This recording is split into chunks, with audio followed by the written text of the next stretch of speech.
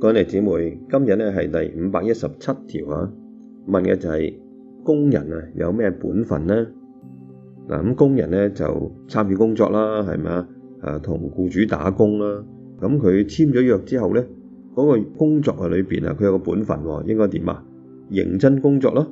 即係唔係話咧一定咧要有上司啊 hold 住看實啊先至做得好嘅，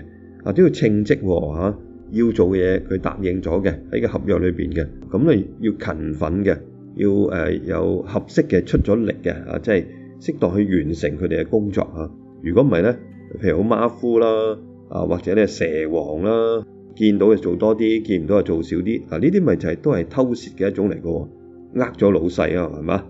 好啦，咁如果即係呢個勞資雙方開頭翻工又冇嘢啦，咁但係做下咧，總係有好多即係生活嚟㗎嘛。譬如有啲嘢要轉變啦，加人工或者唔係好理想，覺得又或者咧老闆要改一啲嘅即係條款啦，咁大家咧就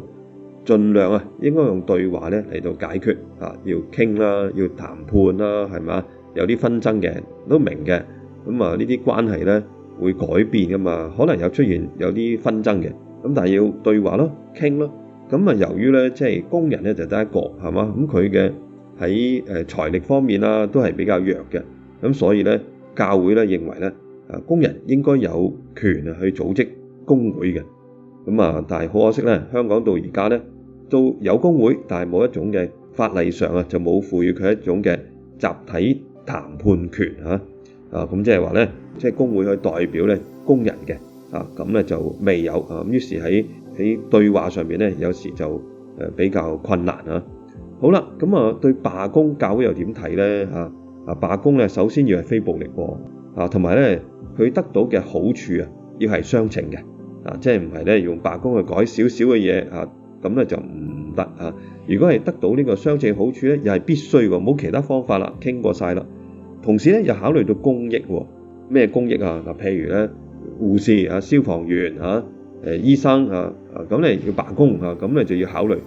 如果有啲人有緊急需要社會秩序要維持呢啲你都要做到咁如果都考慮到呢啲咧，咁罷工咧喺道德上咧，教會認為咧都係合法嘅。咁相反，如果有暴力啦，如果想達到個目標咧，又唔係直接同工作條件有關或者甚至咧相反公益嘅咁教會就話咧呢啲咁樣嘅罷工咧喺道德上唔合法嘅。